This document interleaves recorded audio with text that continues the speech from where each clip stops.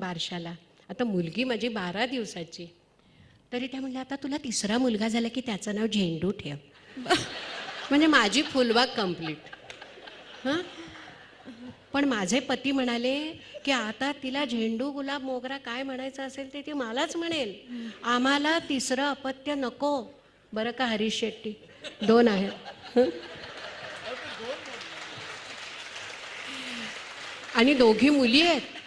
हां, दोघी मुली आहेत. इथे जरी हे सगळे पुत्र असले ना, तरी मी तुम्हाला सगळ्यांना सांगते, बिलकुल मायूस होऊ नका.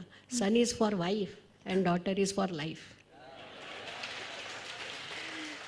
माझ्या मुली मला इतकं प्रेम देतात, आपल्याही सगळ्यांच्या. तुम्ही बघा ना, बायका जरी घरी पतीशी भांडल्या आणि म्हणाला की काय तुझे आई वडील, त्यांच्याबद्दल बोलायचं काम नाही, काय बोलायचं ते मला बोला, मी समोर आहे ना, असं म्हणतात. का? आई वडिलांबद्दलचं अमर्याद प्रेम. तेव्हा मुली झाल्या म्हणून कुणी माईस होऊ नका. माझ्या घरामध्ये मला खायला प्यायला कमी नाही, पण माझ्या मुली मला पेन्शन देतात. का? तर त्यांच्या हाताला सवय असू दे आणि त्यांच्या नवऱ्याला माहीत असू दे की जसं तुझ्या आईवडिलांचं करायचं आहे तसं याही आईवडिलांचं आपल्याला आयुष्यभर करायचं आहे. इतकं प्रेमाने सांगणाऱ्या बाई, इतकं समजावून देणाऱ्या बाई जर प्रत्येकाला मिळाल्या तर महिला आरक्षणावरून वाद होणारच नाहीत.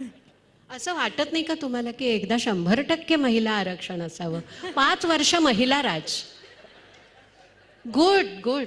म्हणून तर मी वर्षभर महिलांच्याच बरोबर असतो. अगदी किती छान उत्तर दिलं ना आदेशने.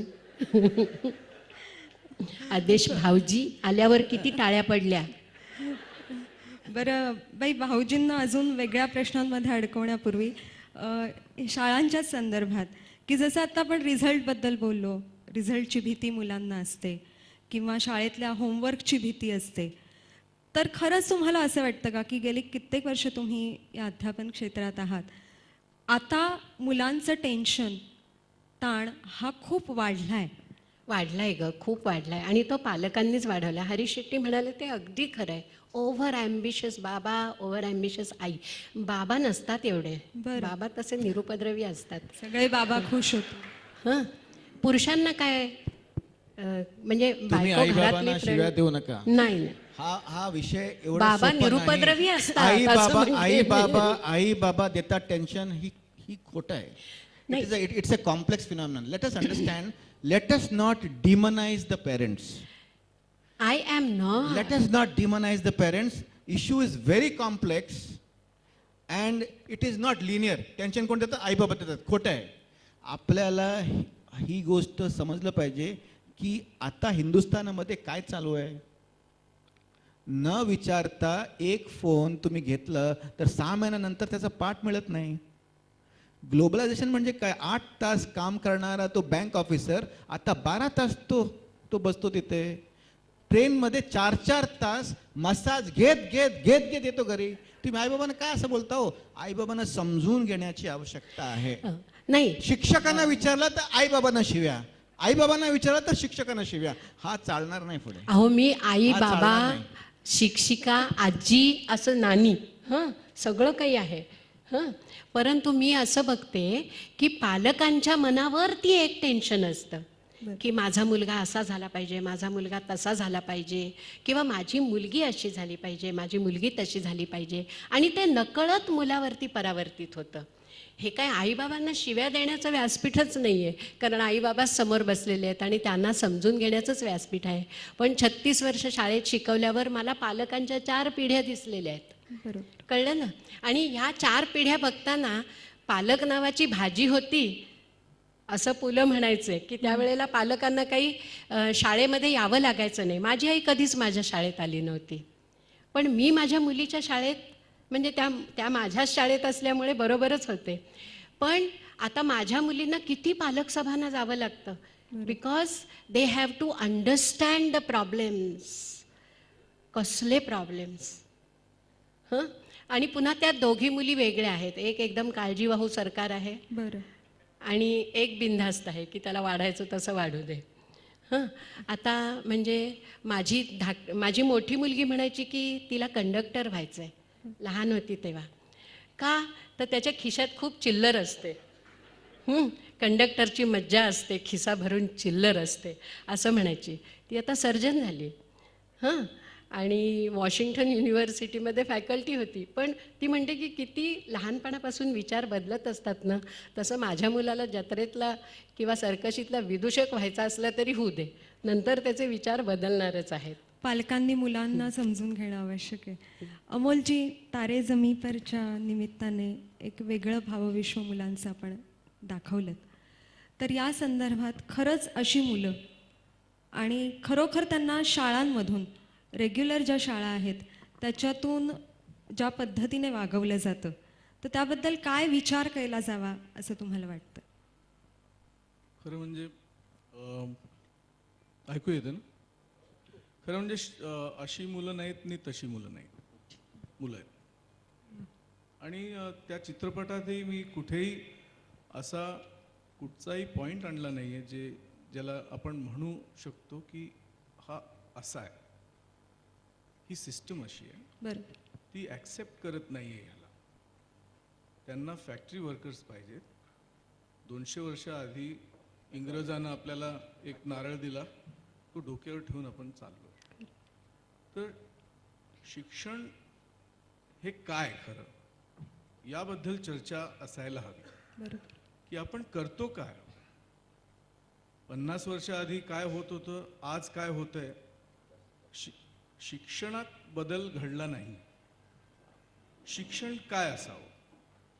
जी आई घरी एकदा मुलाला सांगते किंवा मुलीला सांगते आणि ती पटकन समजते, हे असं शाळेत का होत नाही, हा विचार आपण करावा. कारण तसे आपण जोक्स मीही करू शकतो आणि मजाही येईल, पण ती स्थिती नाही आहे. बरोबर. पण अमोलजी, असं असेल का त्याचं एक कारण की घरात आई एका मुलाला 2 मुलांना वेळ देते किंवा त्यांच्याशी संवाद साधते जो तिच्या परीने असेल तो, आणि शाळांमध्ये एका वर्गात 80-90 मुलं त्या शिक्षकांसमोर असतात आणि अशा वेळी इच्छा असूनही त्या शिक्षकांना तितका वेळ मुलांना देता येत नाही. ही खरी गोष्ट आहे. 80 मुलं आणि 8 तुकड्या म्हणजे किती झाले, 640 मुलं झाली. कोणाचं नाव आठवणार आणि कोणाचं नाव ठेवणार डोक्यात. ही खरी स्थिती आहे शिक्षक वर्गाची. आणि म्हणून कोणीच इथे विलन नाही आहे. एखादी शिक्षिका गेले 35 वर्ष, तिसरीत समजा 8 तुकड्यात, जुलै झाला की 22व्या पानाचं करायचं, सप्टेंबर झालं की 28व्यावर गेले. तेच जे करतात त्यात एक त्रासच आहे तो. मग त्याला कसं रिइन्व्हेंट करावं. आपण कादंबऱ्या वाचतो, एकदा वाचली मजा आली, आवडली तर परत एकदा वाचतो. पण दरवर्षी वर्गात 80 कादंबऱ्या येत आहेत, गुणिले 8. तर त्याचं काय करायचं. वर्ष कमी पडेल तुम्हाला त्या 80 कादंबऱ्या वाचता वाचता. पण त्यात काय एक प्रॉब्लेम आहे, तुम्हाला अर्धी चड्डी घालून बसावं लागेल तर तुम्हाला वाचता येईल ती कादंबरी. आणि काळे चष्मे घालून तुम्ही कादंबरी वाचू शकत नाही, घरात असो का शाळेत असो. तो जरा विचार करावा.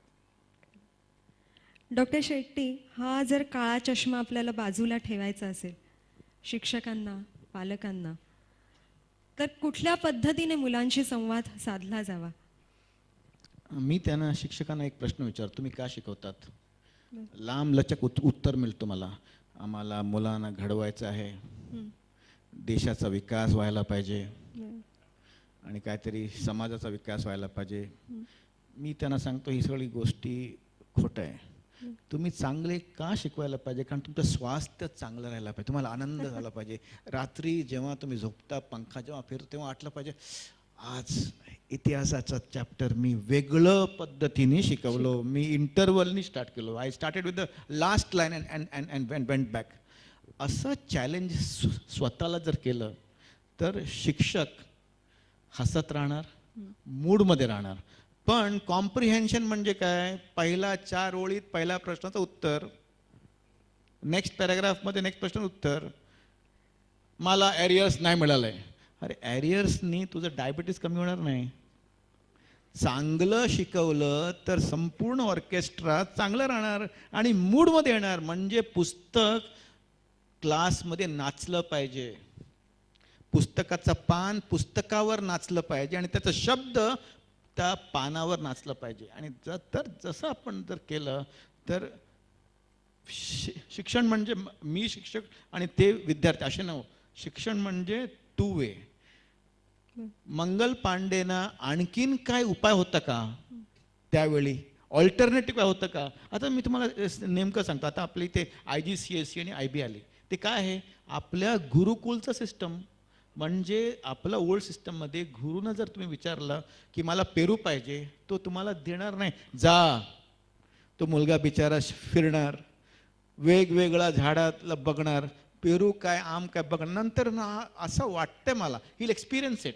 पण आपल्या SSC मध्ये काय पद्धत आहे? मंगल पांडेने काय केलं? मंगल पांडेने टाटा केला. ICSE म्हणजे सोफिस्टिकेटेड SSC, प्रोजेक्ट, आमिर खानची फोटो. हां, IGCSE आणि IB म्हणजे काय? मंगल पांडेला ऑल्टरनेटिव्ह काय होतं का? असं थिंकिंग आपण क्लासमध्ये सुरू करू शकतो का? पण तुम्ही म्हणणार पोर्शन कम्प्लीट होत नाही. बरोबर. पोर्शन म्हणजे प्रत्येक ओळी मुलांना सांगणं पोर्शन नव्हे हो. सेंट्रल थीम शिकवा, बाकी सोडा, मुलं शिकणार. जर शिक्षकांना असं वाटलं की मला प्रत्येक 35 मिनिटात मुलांना एक चित्रपट द्यायची इच्छा आहे, तर तिला संध्याकाळी घरी येताना she'll be not board and tired but but happy and exhausted. Happy and exhausted आणि बोर्ड अँड टायर्डमध्ये अंतर आहे. असं आपण जर केलं आणि त्यांना प्रिन्सिपलने संपूर्ण फ्रीडम दिली तरच होणार. कारण प्रिन्सिपल काय असतात? तुझा क्लासमध्ये आवाज पुष्कळ येतो. मुलं चर्चा नाही केली तर कुठे शिकणार? मला विचारतात इकॉनॉमिक्सचा विषय आपण इंटरेस्टिंग करू शकत नाही म्हणे. काय इकॉनॉमिक्सचे शिक्षक म्हणतात मॅथ्स इंटरेस्टिंग करू शकत नाही. हो, का नाही इंटरेस्टिंग करू शकत? पण आयझॅक न्यूटननी 1 ॲपल पडलं तर 3 कानून का लिहिलं? विचार करा, त्याचा आयुष्याचा विचार करा. असं जर करायची इच्छा असेल तर ते शिक्षक, नाही तर ते शिक्षक नाही. लॉर्ड मॅकॉलेचे क्लर्क्स. पण सर काय आहे, ह्या शाळेतल्या हेडमास्टरांच्या वरती अजून काही हेडमास्टर्स असतात ज्यांनी ही सगळी शिक्षण व्यवस्था तयार केली आहे. एडेड शाळेत आपण शिक्षकाला काढू शकत नाही. बरं, त्यांनी तसं याचा केलं तर चांगला फायदा करून घ्यावा. नाही, फायदा नाही. त्यांचं स्वास्थ्य चांगलं राहावं. मुलांच्या दृष्टीने चांगला फायदा करून मुलाचं घ्यावा. स्वास्थ्य नाही, शिक्षकांचं स्वास्थ्य चांगलं राहावं. मुलांचं नाही हो. मी का शिकवा? स्वतःचं स्वास्थ्य चांगलं राहावं तर इतरांचं स्वास्थ्य म्हणजे आपोआप आपोआप चांगलं होणार. दुसऱ्यांचं. आईचं स्वास्थ्य चांगलं राहिलं तर मुलाचं स्वास्थ्य चांगलं असतं. खरं. आई म्हणतात नेमकं तू शिकलं तर मला पण आनंद वाटेल असं नाही. तुम्ही व्यायाम केलं, तुम्ही डान्स केलं, तुम्ही आपल्या आयुष्याचा काहीतरी विचार केलं तर तुमचा चेहऱ्यात आनंद राहणार आणि मुलं आपोआप आनंद वाटणार. असं करणं आवश्यक आहे. मग बाई, खरंच हे आनंददायी शिक्षण आहे का आत्ताचं? आहे, निश्चित आहे. आनंददायी शिक्षण का नाही? जिथे चांगले कल्पक शिक्षक आहेत तिथे आनंददायी शिक्षण आहे. आणि प्रत्येक शाळेमध्ये 80-84चा स्टाफ असेल तर सगळेच शिक्षक कल्पक असतील, सगळेच सृजनशील असतील असं नसतं. परंतु प्रत्येक शाळेत अशी चांगली माणसं आहेत. आता मी तुम्हाला काही उदाहरणं सांगते की उत्तूरसारखं गाव आहे, महाराष्ट्र पिंजून काढलं आहे मी. तर उत्तूरसारख्या गावामध्ये श्रीकांत नाईकसारखा माणूस डोक्यावरती पुस्तकं घेऊन विद्यार्थ्यांना घेऊन घराघरात जातो आणि सांगतो की एक होता कारभार वाचा, जरूर त्याची एक प्रत विकत घ्या. तर असं करून वाचनवृत्ती वाढवणारे काही शिक्षक आहेत. आपण श्वासच्या लेखिका, नाव काय रे आदेश? श्वासच्या लेखिका माधवी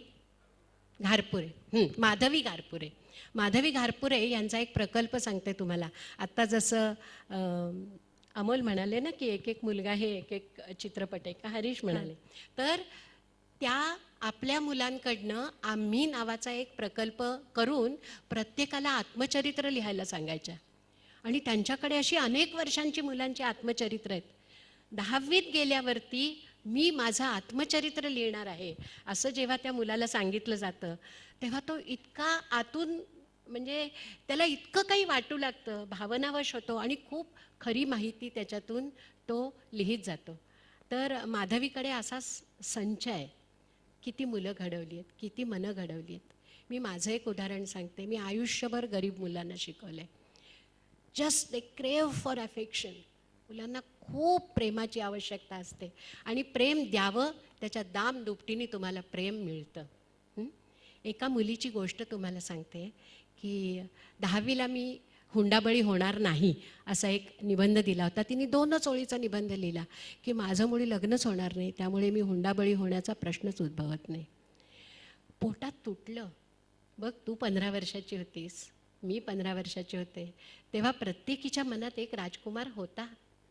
आमच्या वेळी तो घोड्यावरून यायचा, तुमच्या वेळी दुचाकीवरून येत असेल, आताचा 4चाकीतून येत असेल, पण प्रत्येकीच्या मनात राजकुमार असतो. 15 वर्षाच्या मुलीला असं का वाटावं? तिला बोलावलं वर्गातनं. माझ्या केबिनमध्ये आली. मुलगी अगदी सावळी होती, कृष्णा. ती म्हणाली, आईच म्हणते की कलर फास्ट आहे, लग्न होणं कठीण आहे. मला खूप वाईट वाटलं आणि तिच्या घरी गेले. म्हणजे कुठलीही चांगली शिक्षिका गेलीच असती. तर घरी गेले तर आई, वडील, भाऊ गोरे गोरे पान, भाऊ तो गोरा घारा, ही तेवढी काळी. पण आता genes are the functional factors of heredity. असेल कुणी आजापणजा, आजीपणजी काळी, ती झाली. कारण ईश्वराकडून येताना रूप तर मागून मिळत नाही. अशी ही मुलगी कृष्णा. तर मी म्हटलं, अहो तिने असा निबंध लिहिला आहे 2च ओळीचा. तर आई म्हणली, काय करणार? कुठे गेलं लोकांमध्ये की लोक विचारतात, ही कशी काळी, ही कशी काळी. अरे, ती म्हणाली की आई मी आता तुझ्याबरोबर कुठे येते का? येत नाही. तर 15 वर्षाच्या मुलीनं स्वतःला असं कवचात घालून घेणं चूक आहे. तिला आम्ही घेऊन बाहेर आलो. पुष्कळदा गर्दीमध्ये माणूस खूप एकटं असतं. आपण प्रत्येकाने हा अनुभव घेतला असेल. तसं ती मुलगी खूप एकटी होती. तिचा हात हातात धरून म्हटलं की हे बघ, सगळी लग्न रंगाशी होत नाहीत, काही गुणांशी आणि कर्तृत्वाशीही होतात. आणि एक गोष्ट लक्षात ठेव की सौंदर्याचा मार्ग हृदयापासून सुरू होतो आणि कर्तृत्वापाशी थबकतो. मित्रांनो, ती माझी मुलगी म्हणाली, बाई जर माझं लग्न झालं तर वचन देते मी हुंडाबळी होणार नाही. मित्रमैत्रिणींनो, माझ्या या विद्यार्थिनीचं VJTIची इंजिनियर झाल्यावरती लग्न झालं. आज तिच्या हाताखाली 7 पुरुष इंजिनियर काम करतात. आपल्या रडणाऱ्या आईला ती 5,000 रुपये पेन्शन देते आणि सासूबाईंना पैसे देऊन सांगते, तुम्हीही मजेत राहा, मलाही व्यवस्थित काम करू द्या. तेव्हा मुलांमधला आत्मविश्वास वाढवणारे असे शिक्षक पाहिजेत. आत्मविश्वास एकदा वाढला ना की बस, मग मुलाच्या आकांक्षांच्या पंखांना खूप मोठं बळ येतं. एकीकडे आपण आत्मविश्वास वाढवण्याच्या त्याबद्दल बोलतोय, पण आज समाजात थोडंसं वेगळं चित्र दिसतंय आणि ते म्हणजे आत्महत्यांचं. विशेषतः मुलांच्या आत्महत्यांच्या इतक्या बातम्या सध्या येत आहेत. तर हे काय, हा निराशावाद काय आहे की इतकी टोकाची भूमिका की ज्या मरण अजून जगणंच माहिती नाही ती मुलं मरणाला कवटाळत आहेत. तर हा तुम्हा सर्वांना प्रश्न आहे की काय ह्या आत्महत्यांचं काय करायचं, कसं या मुलांना त्या निराशेच्या गर्तेतून बाहेर आणायचं? डॉक्टर, तुम्ही याची सुरुवात केलीत तर. कठीण प्रश्न आदेश, पहिल्यांदा उत्तर. मला असं वाटतं, हा क्षण माझ्याही आयुष्यात आला होता. म्हणजे तुम्ही बोलत असताना मी एकदम गंभीर झालो. याचं कारण त्या वयात ज्या वेळेला असं कधीतरी आपल्याला वाटतं की घरातले आपल्यावरती इतका विश्वास दाखवत आहेत, तरी सुद्धा एक मुलगा म्हणून आई वडिलांना आनंद देण्यासाठी प्रत्येकजण प्रयत्न करत असतो त्या त्या वयात. बाकी काही नसलं तरी सुद्धा त्यांच्या चेहऱ्यावरती एकदा आनंद मिळावा म्हणून तो मुलगा त्याच्या परीने प्रयत्न करत असतो. आणि जेव्हा त्यातही फेल्युअर येतं त्यावेळेला असं वाटतं की नाही नाही, आपण काहीतरी करण्यापेक्षा आपणच यातनं मोकळे होऊया. माझ्याही बाबतीत हा प्रसंग झाला, माझ्याही बाबतीत तो क्षण आला. कारण तो दिवस पुन्हा मी सांगेन की असंच होतं. इयत्ता 10वीचं वर्ष, शाळेत बसू नये असं वाटायचं. कारण काय तो अभ्यास करायचा, काय ते करायचं असं मला वाटत होतं. मी शाळेत बसल्यानंतर माझं लक्ष लागायचं नाही. घरच्यांना दाखवण्यासाठी, कारण मला कधी कोणीच प्रश्न विचारला नव्हता, पण इतकी वर्ष जे मी काही केलं ते काही वर्षात उघडणार, 10वीचा निकाल लागणार, म्हणून परीक्षेच्या आधीच मला ते दडपण आलं होतं. माझ्याकडनं कुणीच अपेक्षा केलेली नाही, पण तरीसुद्धा मी जर त्याच्यात यशस्वी झालो तर खूप छान, पण नाही झालो तर. म्हणून मी क्लासमध्ये बसायचंच बंद झालो होतो. रोज पळायचो, शाळेतच जायचो नाही. घरून 7 वाजता निघायचो, 7:05ची शाळा, पण शाळेतल्या जवळच्या एका मंदिरात जाऊन झोपायचो.